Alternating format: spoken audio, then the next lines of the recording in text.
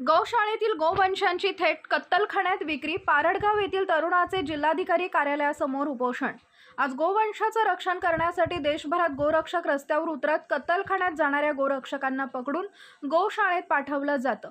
मात्र हेच पकडलेले जनावरे गोशाळा चालक कत्तलखान्यात विक्री करत असल्याचा आरोप घनसावंगी तालुक्यातील दोघांनी जिल्हाधिकारी कार्यालयासमोर करत आमरण उपोषण सुरू ठेवलंय।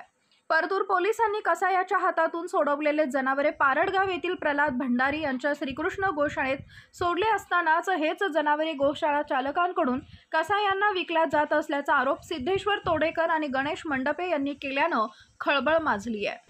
मी जालना या ठिकाणी आमरण उपोषणाला बसलेलो आहे आणि श्रीकृष्ण गोशाळा पारडगाव तालुका घनसावंगी जिल्हा जालना।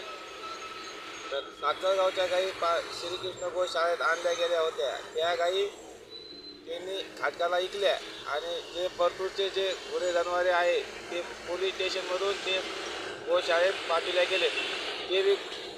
ते बी जनावरे खाटकाला विकण्यात गेले आणि पारडगावच्या ज्या धार्मिक गायी आहे त्या गायीवर बी अत्याचार चालू आहे। जोपर्यंत प्रल्हाद महाराजवर काही कारवाई होत नाही आणि त्या गोशाळेला कुलूप ठोकण्यात येत नाही तोपर्यंत मी आमरण उपोषण सोडणार नाही।